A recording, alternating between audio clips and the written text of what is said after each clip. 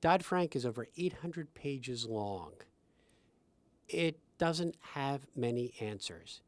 but it has hundreds of questions in the form of assignments for rulemaking to the federal regulatory agencies. So before you can judge what Dodd-Frank has accomplished in this year, you have to understand that the answer to that question will require completion of literally hundreds of rulemakings by different federal agencies, which then must be followed by an implementation period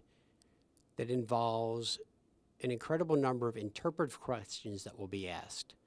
so that we won't know what Dodd-Frank did, in my opinion, for a minimum of 3 to 5 years from now. What they have done wrong is, and I think it may be related to the need to address a large volume of rules very quickly,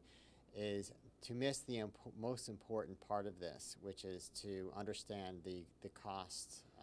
in terms of the impact on our economy and on businesses. Dodd-Frank, in and of itself, created one of the top 5 risks identified by risk committees of financial institutions. Kind of says it all. I mean, I think that managing in an environment of total change, underlying fundamental change of this industry, is going to be a real challenge for those public company boards and executive officers of the companies. Well, what Dodd-Frank did was that it dumped an enormous amount of rulemaking onto an already broken regulatory structure without giving us any fundamental reform. So what we have is regulatory agencies which do not have enough good people to do the job already being forced to do much more, and a lot of things will continue to fall between the cracks, and there are going to be a lot of things which the regulators aren't able to really grasp totally in their rush to meet the deadlines.